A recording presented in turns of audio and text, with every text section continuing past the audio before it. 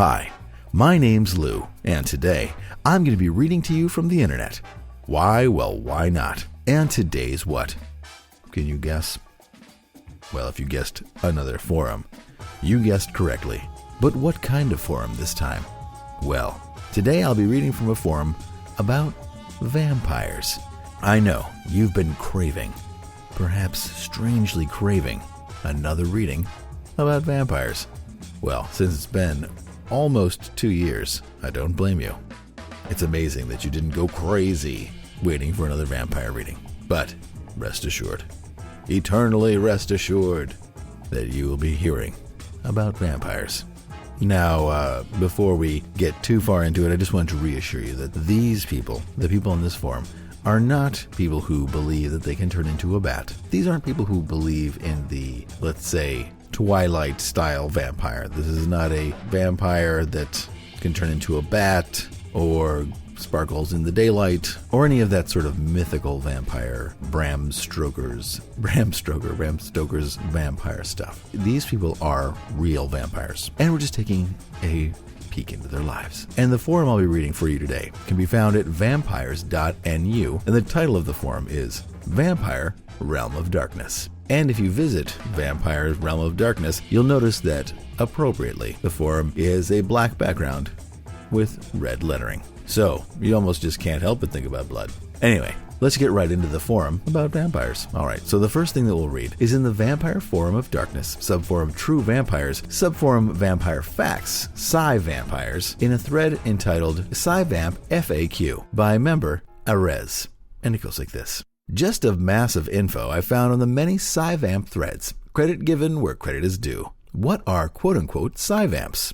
Cybamps are vampires that, rather than feeding on blood, feed on energy.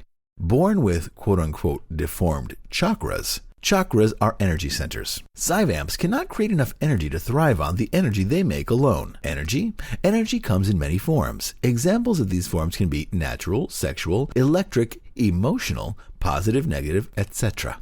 How do Cybamps feed? The majority of feeding is done unconsciously or without the knowledge of either being involved. In a word, osmosis. And if they don't feed, this varies from vamp to vamp. So it was a rather difficult question to answer. If the only side effect that a true energy/psychic vampire had to not feeding were a headache, it would be a crippling headache that would stop normal functioning, like an extremely severe migraine. Are Cybamps actually psychic? First, a Cyvampire and a psychic vampire are not the same.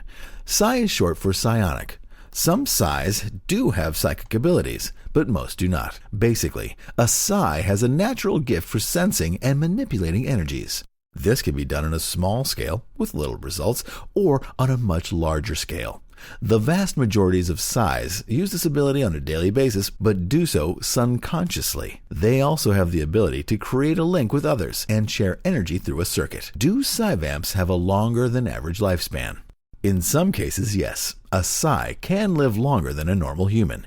Even quote-unquote immortality is possible, though it is quite uncommon and requires a large amount of training and meditation. Third, Psis function at a higher level mentally. Therefore, they need to supplement their own energy with outside sources. There is more to being a Psi than just quote-unquote draining people. I could say vampires are just humans with a blood disorder, but like Psis, there are advantages to being a vampire, as well as disadvantages. As for where the term Cyvampire came from, probably because we require energy like vampires require blood. Finally, for now, from what I know, vampires all have similar abilities, strengths, etc., with of course the individual differences we all have. But Psis are completely different. Not every Psi has the same ability. What abilities do Cybamps have? Some of the quote-unquote gifts that we can possess, not everyone has every gift, obviously, are as follows. 1. The ability to form the above-mentioned link with others. 2. Being generally psychic. 3. Energy manipulation. Obviously, we all possess this gift to some degree. 4. The ability to heal others. 5. The ability to heal ourselves. 6. The ability to slow the aging process. Extremely rare. Proficiency at 7. Proficiency at astral projection. 8. High sensitivity to our surroundings. 9. Highly empathetic. And 10. The ability to physically see auras. That's it. I hope people don't get too ticked when they see whom I snitched this info from. And I just thought it best to collect it all in one place. And BTW, while doing this, I have recognized myself many times over and am proud to say that I appear to be a Cybamp. Yay me. If anyone has anything to add, it is welcomed. And Shadow 1 replies, thank you for posting this information, Arez. Now I can refer this to most of the people that ask, quote-unquote, what a Sucky Vampires, or so on. Again, thank you and the two you got your information from.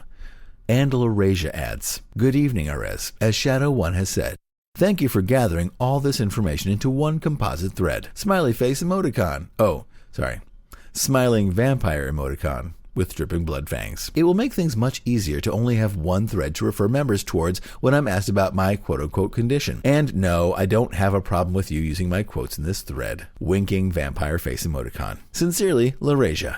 And Vagor writes, people get the wrong idea about psychic vampires. They rarely kill when they absorb, although it would be quite easy. And Alphazar replies, maybe I just don't have enough control yet to drain someone to the extent that it would cause their death. But I don't see how it would be possible to do so.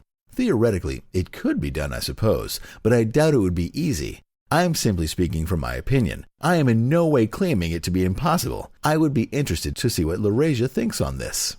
And Laurasia adds, I am curious as to what makes you believe this. It is quite easy to drain someone enough to impede their immune system enough that they have a better chance of becoming ill. However, enough to actually kill them? Not such an easy thing to do. In fact, someone would truly have to be trying to do such a thing to even have a hope of accomplishing it. Even then, it would probably prove too hard a task. Also, the very thought of doing such a thing to someone while feeding is horrendous to most energy/Psy vampires. It's not something that we aim to do, or even toy with attempting. We respect our donors and appreciate deeply the gift they offer to us. Without them and their graciousness, we would be very ill, and in some cases dead. We do not forget that fact. Sincerely, Laurasia.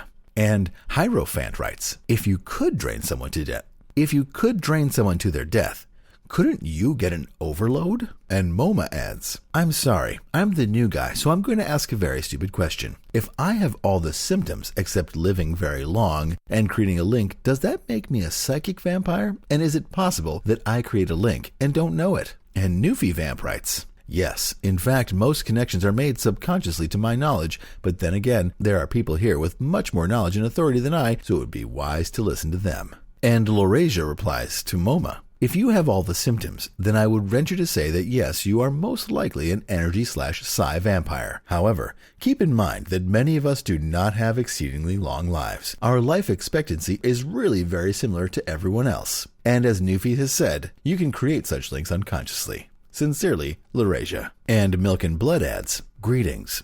To my understanding, everyone who roams in this world is a Psy/energy vampire in some regard. We all exchange energy when we interact. By spiritual agreement, when we give, we receive, so it is inevitable that when we give energy to others, we receive it as well. An example of this is having a conversation. Also, why do Psy/energy vamps choose to drain people of their life force when they could get their energy from the inner worlds, rather than secondhand through a person? And Laurasia asks, I hope that you're not trying to insinuate that us energy/Psy vampires actually drain the life force out of others to the point of death, as that is not accurate. Also, I'm not sure exactly what you mean by the quote-unquote the inner worlds. Would you care to explain the term? Regardless, many of us feed in different ways. Not all of us can feed from the same sources. Winking vampire face emoticon.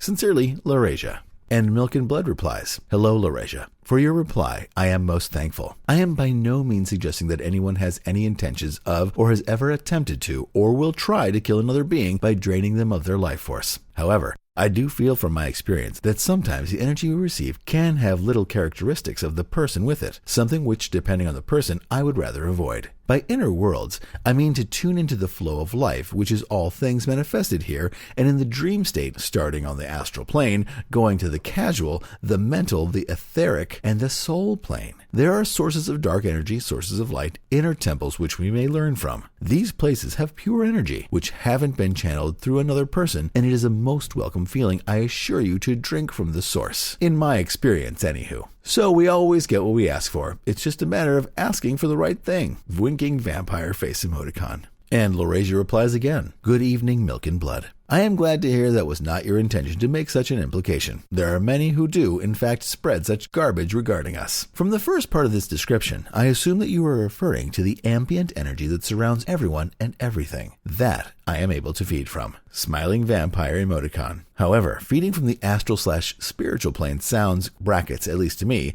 to be a rather advanced form of feeding. While I can fully imagine the benefits of such feeding, I think that I can safely assume that not many of us will ever reach a level where we are able to feed from the quote-unquote original life force, for lack of a better term. Thank you for the explanation, though. Sincerely, Laurasia. And Milk and Blood replies again, "Greetings, Laurasia. This ambient energy is definitely a manifested form of this life force of which we speak. It is of great concern to me, my wise friend, that you would restrict yourself with your thoughts by believing you could never journey the inner worlds. Quote-unquote, to cease learning is to allow the soul to stagnate. As above, so below, all things come from within, etc. Our thoughts and inner contemplations and emotions are connected with these places, and from within we make change and manifestation occurs. Sort of like dropping a pebble in a pond. I believe if you put energy into something, you receive from it as well. So I often put my attention on a place or an idea which suits my mood and enhances it, thus receiving the benefits of its energy. My sincere apologies for rambling you into boredom and beyond, as I'm sure you're well aware of such matters. I just think it's healthy to keep an open mind.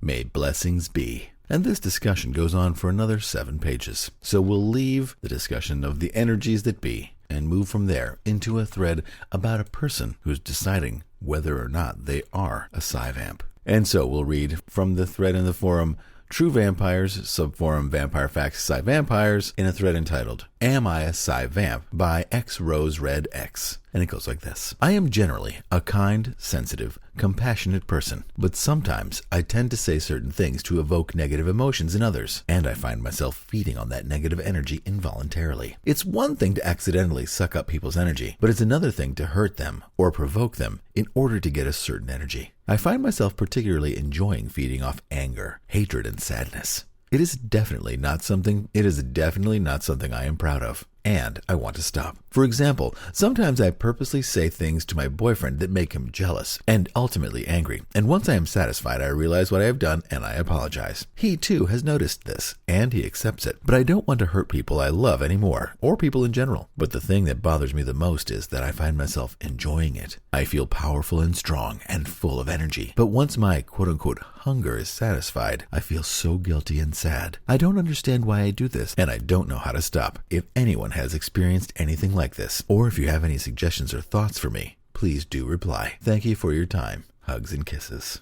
And Fr Jaime writes, "Dear Rose Red, I've always agreed with the saying, if the wheel ain't broke, don't fix it." Not sure that's the saying. Which might be appropriate in your case. I cannot speak as a vampire, for I am not one.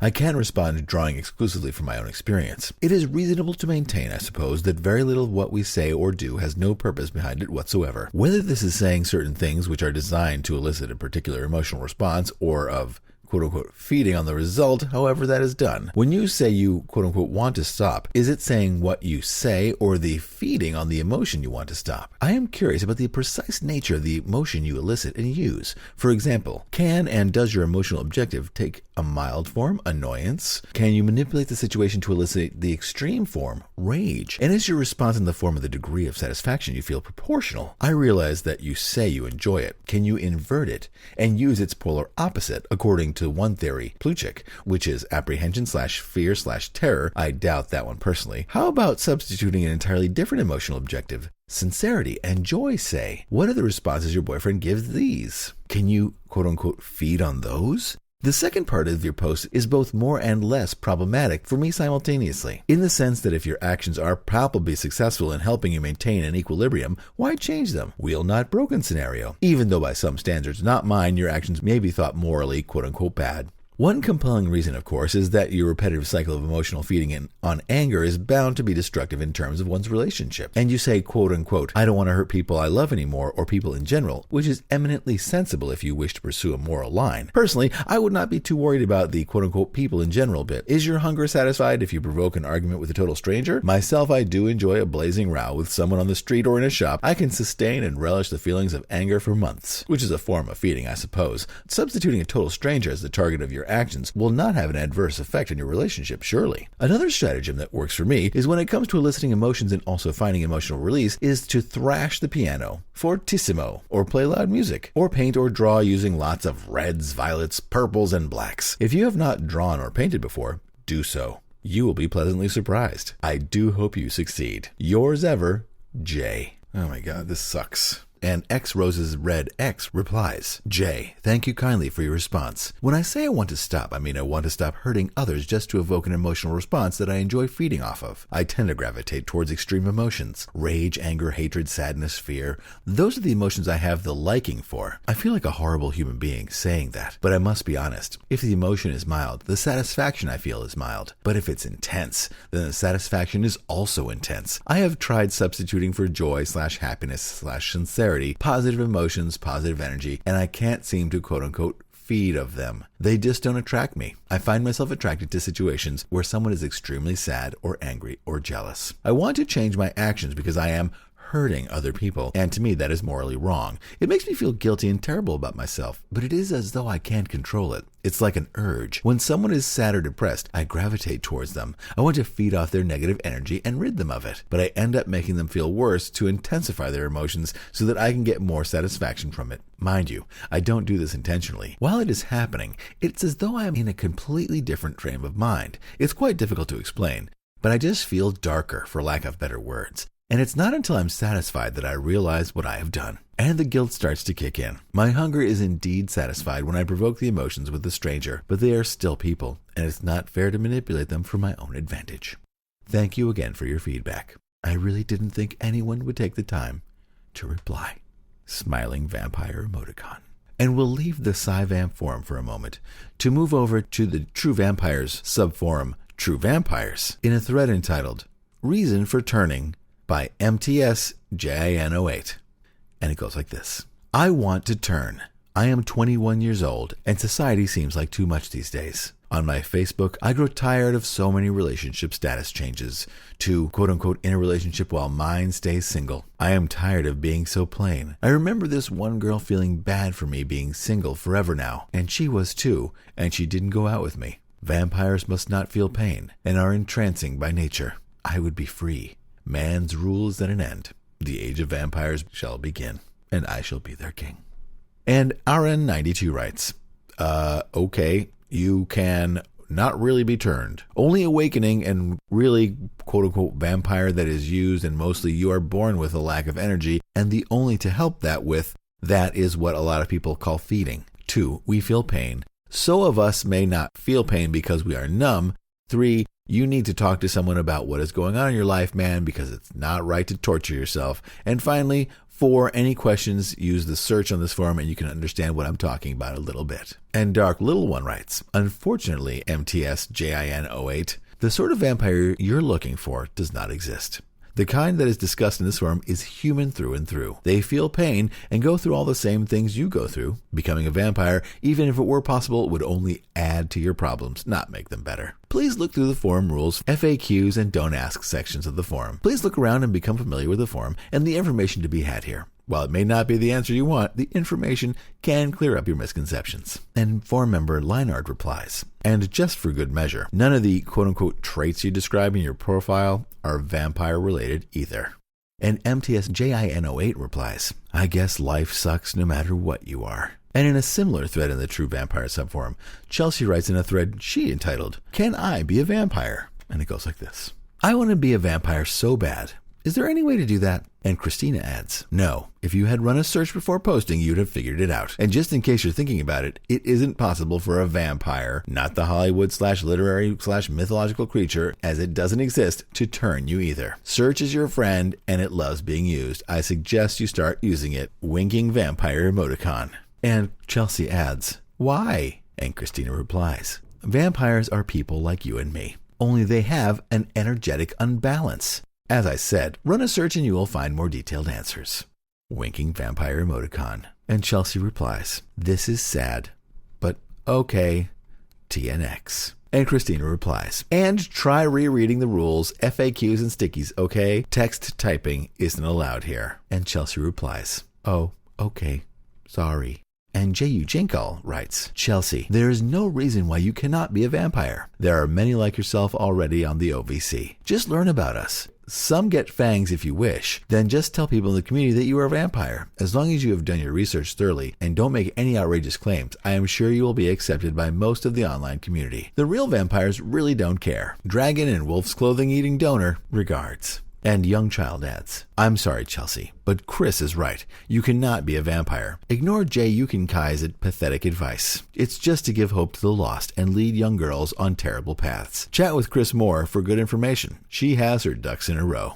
And Maiden 9 adds, Chelsea, for the most part, Chris is correct. There is debate that a ritual of sorts can force an awakening. The issue is that it is not always successful. The potential has to already be within the person. If it's not there, it will very likely not work. However, there is also vampirism induced by constant feeding on an individual, which creates a need for them to quote-unquote feed in order to restore the balance within them. This is typically temporary. Even with that said, there is no reason for anyone to want to have our quote-unquote condition. And Dark Little One writes, J.U., please tell me that you are joking. You of all should know better. And what do you know about the OVC? Last I heard, you were trying to back out of that. Too many fluffs and fakes, right? That was even before you resigned here. If I remember correctly, though I guess that conversation/information probably doesn't belong in this thread. Chelsea, the gist of is, you are born one and awaken. You cannot become one. J.U. may have just been joking, trying to change things up, as this is a similar question to what many have asked. Christina was right. By reading the FAQs and other information that is already available here, you may be able to avoid any potential mixed, misleading, or confusing messages, as you have seen happen here. And Etu Malku writes, tisk, tisk, tisk now. You should all know better than to state that a vampire cannot be created. And Sky E. Wint writes, Etu, I hold with the quote-unquote making a vampire/turning someone into a vampire is impossible idea. Not just because I can't think it can't happen. Even if it is possible, it is so highly unlikely for people who want to become a vampire that it might as well be impossible. Therefore, I say that people who want to be a vampire should be told that it is impossible. Keeps them out of trouble, keeps them from bugging us more, and might possibly help them learn. With respect, Sky. And Suen writes, oh no, making vampires is entirely possible. How do you think we got here? Durr. Officially, it is not possible, or quote-unquote unlikely. Everyone is supposed to tell the newbies it isn't for their safety, as has already been stated. The second reason is because people who are asking, quote-unquote, could you make me a vampire, are pretty much asking, could you give me diabetes, or could you give me cancer? The second reason is because the people who are asking, quote-unquote, could you make me a vampire, are pretty much asking, quote-unquote, could you give me diabetes, or, quote-unquote, could you give me cancer, or any other horrible disease you want to place. So the question is really, quote-unquote, why in God's name would you ever ask to be turned in the first place? In doing so, you show everyone that you have no business being a vampire in the first place, because you have no idea what it is like. If you did know, you wouldn't want to be a vampire. So the answer to, quote-unquote, can you turn me into a vampire is, quote-unquote, heck yes, but I will absolutely not do it. Let's face it, even if vampires were all glam, I would still be completely unwilling to turn someone who begs, especially online. In fact, I'd probably use them suckers for meals. Nom nom. And the conversation goes on. However, Chelsea, after her no text talk reply, never returns. And we move from there, and we leave the True Vampires subforum to go to True Vampires subforum, Real Vampires Live subforum, in a thread entitled, I'm Going Dry, by vampire member Olive Tone. And it goes like this. Greetings, everyone. Honestly, I don't know how to start off or say this, but I am doing a blood fast. I've decided to stay away from it for a while, probably indefinite. I just can't take it. It's hard enough to get a hold on psi feeding, but when I use blood, I feel grief and shame. I'm pretty sure the others get over it, but after doing it for so long, it gets to you. So I'm doing what I can to stay dry. That feeding regularly keeps me healthy, but for me, it's worth being filled with daily grief. And Dark Little One replies, what you're attempting to do is dangerous. I've never heard of one dying from not satisfying satisfying their need. However, you're risking complications. I personally starved myself for years. For one, I couldn't believe that I was what I had once believed. I couldn't prove without a doubt my perceived need. I figured my young mind may have just been influenced by my readings on sites like this, that I needed somewhere to belong. Think of an excuse, I tried to use it against myself. For two, I also felt incredible guilt. It is preferred and strongly encouraged for donors to be willing. However, I could feel myself almost constantly. Ambient feeding, by my definition, is subtle, automatic, and not usually noticed by quote-unquote vampire or donor, but I observe a lot of things and learn to notice it. My donors were often unwilling, though it had hardly affected them, if at all. Willing or not, I felt guilt. I convinced myself that I was harming others. I basically decided if it was an addiction and just a naive belief in something that wasn't real, I could stop feeding, go through withdrawal, and then I'd be fine. So I figured if I could stop, I wouldn't harm anyone. So I quote-unquote starved myself as best I could. Walked away, blocked, and stopped every ambient feed that I could perceive. During this time, I also saw a couple of physical doctors, a couple of psychologists, psychiatrists,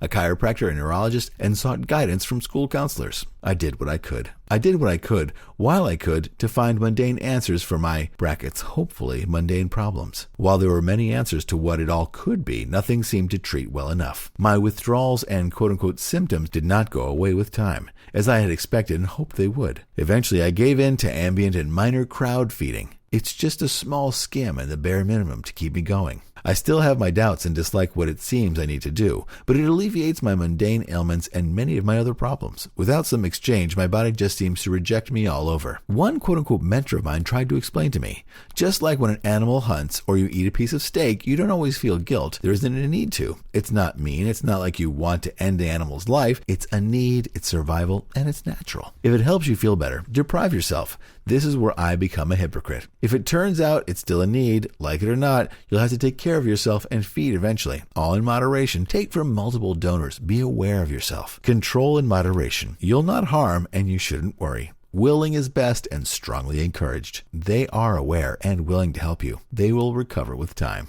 NJ Yunjinkai writes, greetings. Less of the melodramatics, please. There is too much drama here on the realm already. Many vampires choose to abstain from feeding with various degrees of success. I myself, a sexual sang/sigh, have not fed using this source for almost 18 months due to my commitment to my girlfriend. Relying on other sigh source to tide me over, yes, it is hard, but to me it is worth the effort. Regards. And Dark Little One responds, my apologies. If I rephrased to, quote-unquote, what you're attempting to do could prove dangerous, think that would be better? Nods. There are many other ways to satisfying hunger, be it alternate feeding methods or whatever, but if one is trying to go without completely, I guess it's not so much, quote-unquote, dangerous, but could cause problems depending on the symptoms and with what severity they manifest. No. And J. Eugene Kai writes, greetings. Not really. Allow me to put it this way. Abstaining from feeding is not dangerous, only an inconvenience, and many learn to accept. And Mystere writes, J.U. It's one thing to abstain from your optimal source, and another completely to abstain completely, which, at least for one awakened, usually includes cutting off auto-feeding. At least for one awakened, usually includes cutting off auto-feeding. Olive, I'm more with Dark on this one. It's generally a bad idea, and it could affect your life negatively. With fasting like this, your body will fall back into low energy mode, much like it was prior to your awakening. You can last for a good while this way, but markedly less if you block off your auto-feeding as well. Much like if you wait too long to eat, the feeding urges and impulses, the symptoms, etc. will fade, but when the hunger hits you again, and believe me, it will eventually, it will be much more difficult to manage. You'll probably be sicker than you ever thought possible without a physical cause. I know it's hard to reconcile, but that's why I know how badly it sucks after fasting. But it's really much better idea to find something you can stomach. I had serious problems coming to terms with my vampirism, regardless that my friends openly gave me consent to skim them and even entice the energies I needed. Eventually, I managed to close myself off from even auto-feeding. My depression worsened dramatically. I fought the urges to cut. I finally gave in. Eventually, my control started to break. First, it was feeding on my family when I was asleep. Then I started to dream walk and feed off my boyfriends and friends. My focus was horrible during my waking hours, and I'd space out a lot. And regained my focus when I realized I had started to feed. It felt bad to feed, but it felt worse to lose my control over it. If you feel like you need to, then I'm not going to stop you. But I'll tell you, it's worse when your control breaks. And Dark Little One replies, thank you, Mystere. Also, this sort of struck me. Not totally sure how or how to explain it, but it struck me. My cousin used to sleep in the same room with me. She said she had to shield from me nightly because I'd expand myself in some way to my entire room, as well as other things that I'm trying to replicate and observe and hopefully find alternate and preferably mundane reasons for, but it's difficult. Anyway, my apologies for rambling. And Mystere writes, Dark, from the reading I've done recently, that's a danger of sleeping near or with a vampire. We have to be able to let our control down and let our tendrils relax and spread out and our minds relax, or we won't get the full benefit of sleep and burn through more energy faster. The Wiser Field Guide to Vampires by J.M. Dixon. It was very interesting, and the information was pretty much everything I've heard about vampirism, with more technical analysis of the actual mechanics of vampirism and some interesting theories on things like child awakenings, the energetic component of blood, and various talents and problems that we tend to have and why. And Mortal Mom writes, without feeding, you could mess yourself up badly. I went without for about a month and it was awful. I felt like an old woman dying, lol. I hope you can get over your feelings of guilt or shame to feed again in time. And Olive Tone replies, don't worry, Mom. If I have the will, then I have the strength. And we leave that subforum to move to the True Vampires subforum Vampire Facts-Sanguinarians subforum in a thread by Vamp Mandy entitled Mood Swings After Feeding. And he goes like this. I was wondering if I'm the only one who has issues with mood swings after feeding. I always get a rush of sadness after I have fed. At first I think I'm getting angry, but it switches to a sad moment. I thought it was me having to let go of my donor after we are done, but I'm not sure really, and it's every time I get done feeding, though I feel okay when the moment passes. And BioJerk writes, it could be just you noticing the drastic difference in energy once you quote-unquote unconnect, if you know what I mean by that. Or it could be that you were just feeding from someone who has a lot of built-up sadness. I had a donor who used to love feeding from, and then she went through a time where she was very stressed out, angry, depressed, and just mad at the world, it seemed. And her energy still tasted wonderful like usual, but I realized that afterwards I would feel very sad and very hyper at the same time. Was a very strange combination of emotions, but I stopped feeding from her for several weeks and told her about it so that I could help her work on it. So it could be that as well. Keep that in mind. And Spike 1024 adds, you pick up on your donor's emotions after feeding. Even people that feed do that. I suggest finding a more stable donor. Or if you yourself are feeling sad because you had to damage another creature, a lot of people do that at first, since they are caught up with the stigma of feeding on someone makes you a parasite. But always remember that every living creature feeds on something, even plants, i.e. sunlight and carbon dioxide. And Vamp Mandy replies, thank you to both of you. And I think Spike 1024 might be right about it. I am feeling sad because I had to damage another creature. I am trying to get past that point and just accept what I am. I may need to meditate on it a bit longer than I have been and center myself before feeding. It may help. And BioJerk adds, my favorite way to feed is to meditate a short bit before and a long bit afterwards. It lets me really soak up the experience. It ensures the energy is more clean because I notice spots in it to clean it easier. And it lets the energy kind of quote-unquote soak into your own energy, mixing to the point where it becomes your own. Plus, it feels nice to sit back and let the energy do its magic. It's wonderful. Smiling vampire emoticon. As for feeling shame about it, I know exactly what you mean. As a hybrid, sometimes I enjoy feeding from blood. Sometimes that's what I actually need instead of just energy. I always hate asking for blood. Everyone is easier about giving up their energy, but if I really need blood at the time, I always hate asking my friend to cut herself for me. She doesn't really enjoy doing it, though she doesn't really feel any pain at all, she says. She just doesn't like the idea of watching herself bleed. It sucks. I need to find more donors. Tongue sticking out emoticon, haha. And Hiro Yui writes, BioJerk, your donor doesn't have to cut herself. You could use a syringe. And Young Child chimes in. She could use a syringe only if she or you have proper training. Without it, someone could get seriously injured. Any vampire who allows or does use syringes without the training is a moron. And Chase finishes the thread by adding, I have had a similar reaction to feeding as well. I used to rage with an uncontrollable adrenaline until I learned how to control it. That's just one example. Everyone and every situation is different, so there are many possible reactions to feeding. Personally, I believe that if you didn't feel anything after feeding, there would be absolutely no point to it. The primary reason for feeding, for most people on this site, either psychically or physically, is to obtain energy. Therefore, a reaction of some form should be expected. And staying in the Sanguinarian subforum, we'll read from a thread by Blackthorn entitled, How to Safely Drink Blood. And it goes like this. I've been wondering for a while about what I should do to take blood. I constantly crave the taste of blood. I found myself licking my own wounds and loving the taste. I am only 16, and frankly, my parents would think I'm insane if I told them I was a vampire. They wouldn't help me with this, so I'm turning to you. Do you have any good tips?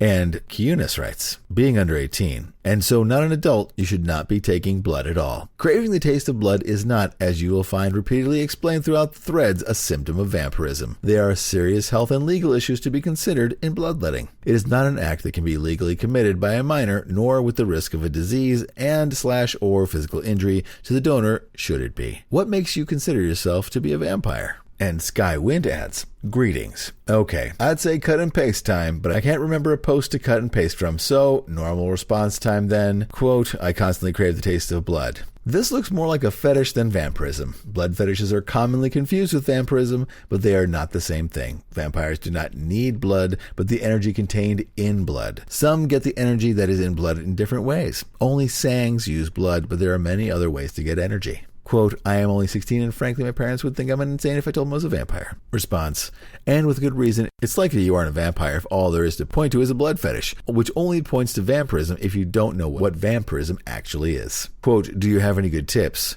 Reply, from what I've heard, pennies and other coins are good to suck on. Sometimes milk helps as well. Other than that, I'd say try to learn as much as you can about fetishes. That will likely help you more than learning about vampirism, as much as an interesting topic as it is. With respect, Sky. And Cuckoo writes, the best way to keep yourself healthy is simply not to drink blood in the first place.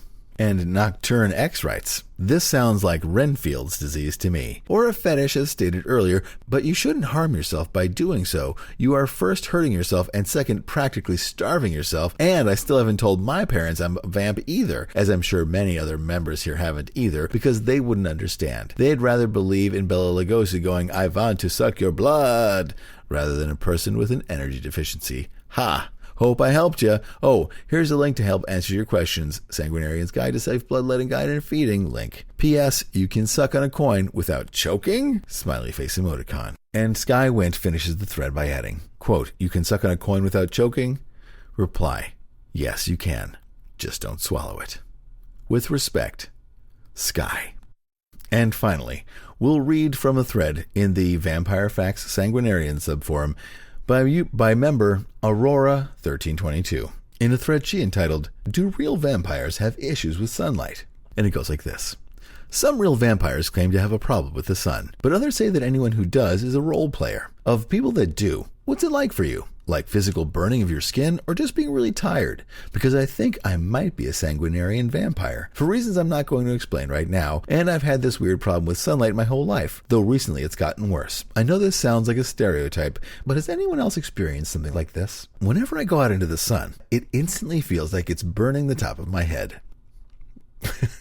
If I stay out for longer than 5 minutes, I get really tired and thirsty and have a headache afterwards. Sometimes, if it's hot and sunny, I feel like I'm somehow drowning in the light, and I get this urge to lie down and just pass out. One time it was summer, and I stayed out for around an hour, and I actually did faint. My eyes are sensitive too, but my skin doesn't really burn. If anything, it can't seem to get a tan at all, even though I do go outside. So does this sound like a medical problem, a vampire symptom, or something from my imagination? And Leinard writes, I am not a doctor, but when you fainted, it sounded like a result of dehydration more than anything else. Regardless, problems with the sun is not indicative of vampirism. And Mystere writes, what you describe sounds like sun poisoning. You may be particularly sensitive to sunlight. There are medical conditions that cause this, as well as medications. It can manifest itself in puberty, but it's a genetic condition. I'd get checked out by the doctor. And J. Eugene Kai writes, greetings. Phytotoxicity is not genetic. That can be caused by a side effect of prolonged antibiotic use. I suffered with this condition since I was 11 years old. And whilst it is not caused by my vampirism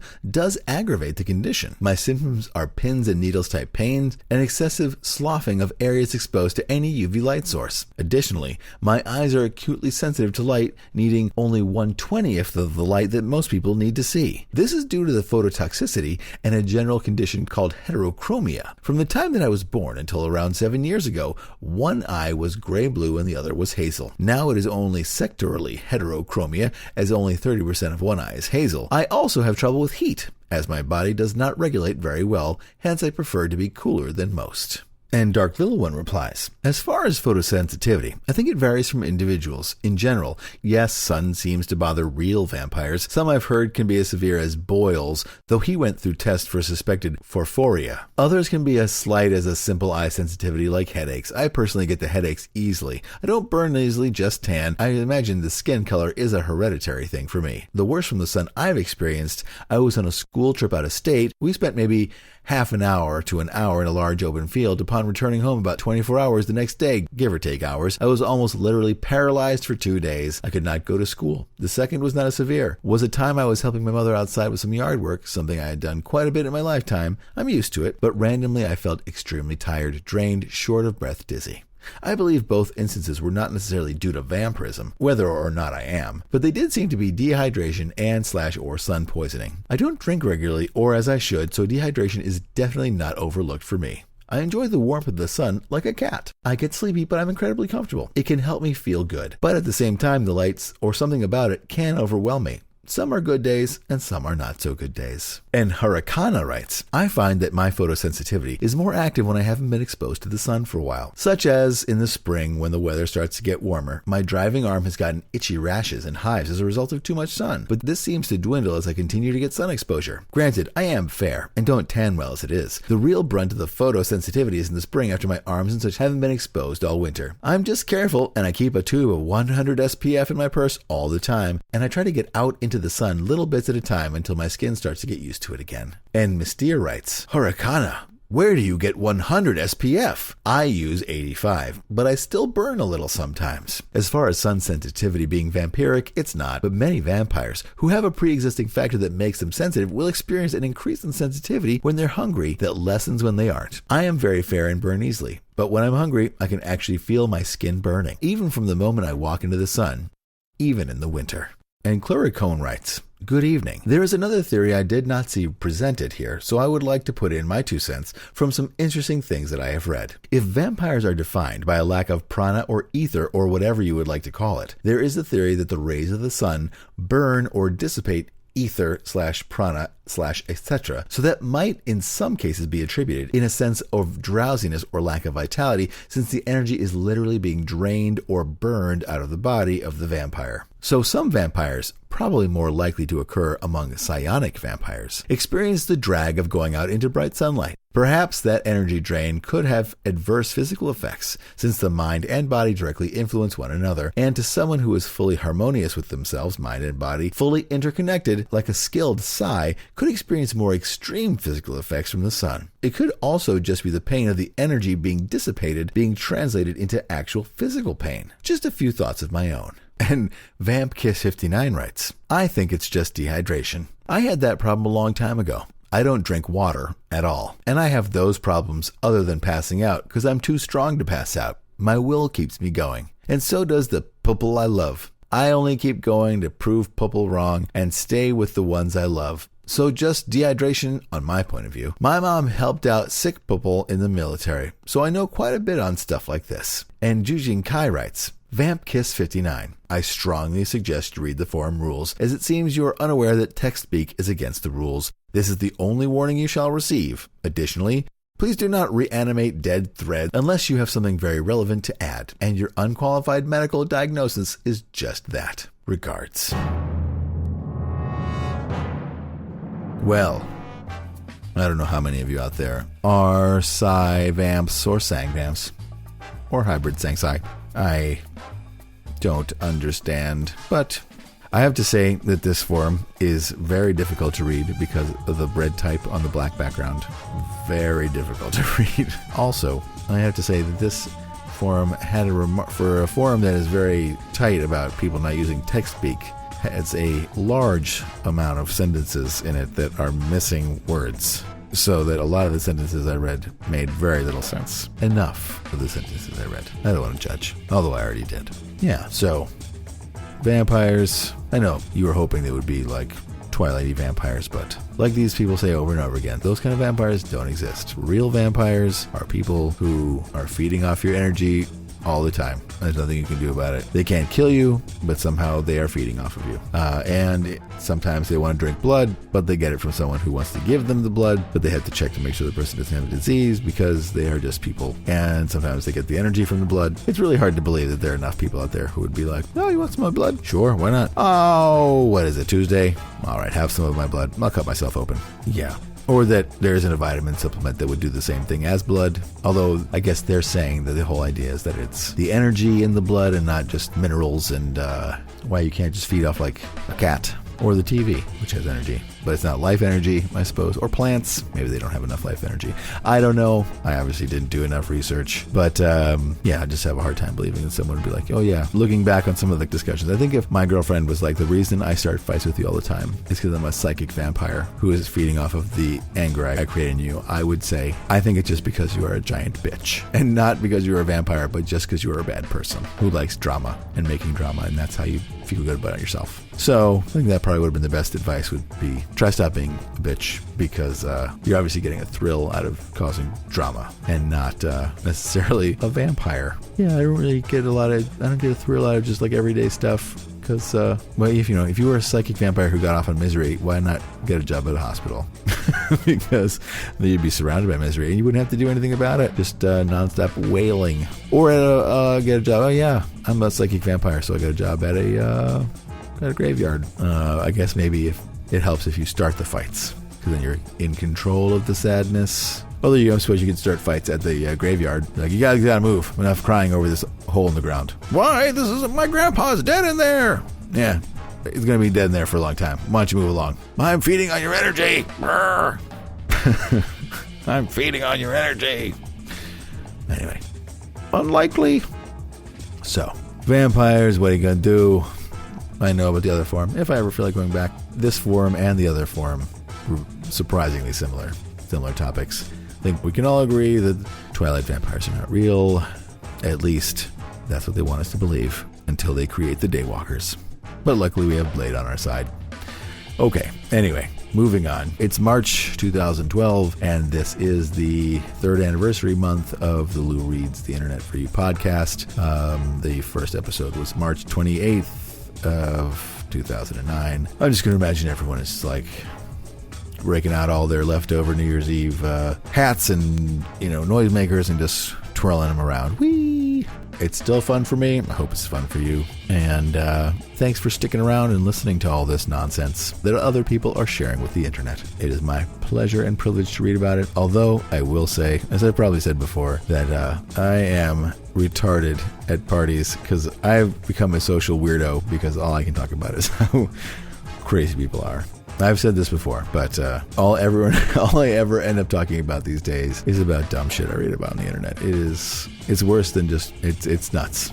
I have other interests, but they're all internet related. I need to get out of the house more. Yeah. So invite me to a party and we can talk about the internet and other stuff. Yeah. So I've started in earnest making the slideshow for the live show that's happening in a month, less than a month. Draw excitement. So that's going to be a lot of fun. Remember, April 5th at the People's Improv Theater, downstairs theater, $5, which all goes to the theater. And afterwards, there will be drinking, much imbibing. And, we can go to the bathroom and do some bath salts if you want. Yeah. I don't know if you have seen the episode of Intervention involving bath salts. It is hilarious. Sad, but also hilarious.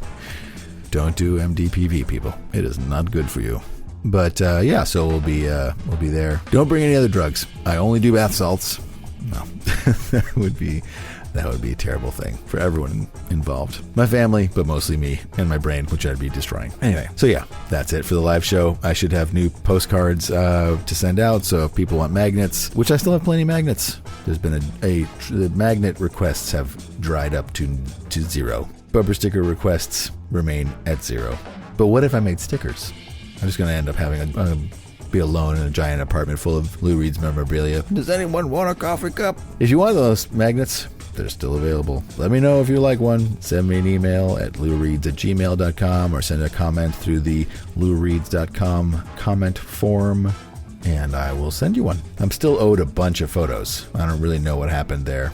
Several people did give me photos, and I post those on the blog and on the Facebook page. But People, come on. I spent upwards of $2 to send you these tiny magnets. Where's the love? I also have, if anyone's interested, I made a bunch of pornography-related magnets that are ridiculous.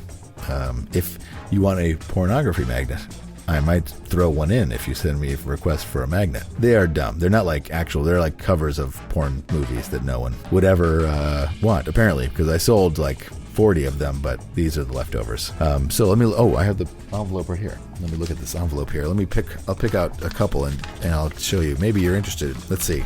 How would you want a magnet on your refrigerator that said hairiest pussies in the universe 3? I don't know, that might be for you. Or how about elbow grease? That's for lube company. Double do me, wreck my ass. My boyfriend is gay. Pizza boy gangbang. You get the idea. Ass mazans. Yeah, I had someone gave me a gigantic catalog of porn titles that I guess go to video porn distributors.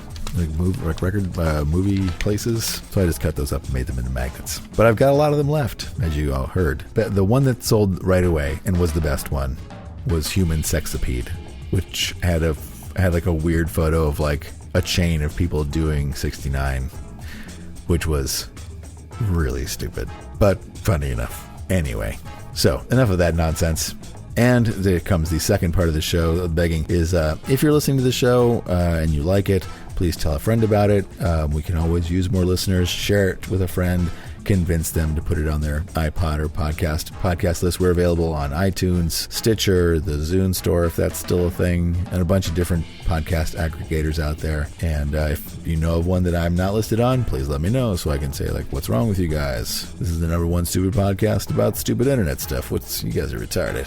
Do that, please. First, you have to tell people that it's a podcast. Then you have to explain to them what a podcast is and what it isn't, and then convince them that they need to listen to it. I know it's complicated, but I trust that you can do it. And then, as always, please vote for Lou Reads on iTunes. Tweet about Lou Reads if you like an episode.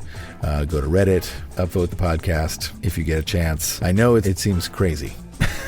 But just the hardest part is, reaching new listeners, and I hope that you enjoy it enough to want to share it with people. Anyway, I'm going to be endeavoring to put up more videos of excerpts of the podcast in the coming months, because I remembered how to do it after I spent a day or two trying to remember what I had done in the past to make it work. I'm back on track. So we're going to be doing that, and yeah. Oh, my God. I feel like I've talked a while. But this has been the most cohesive ramble in a while, so that's a good thing. I'm not complaining.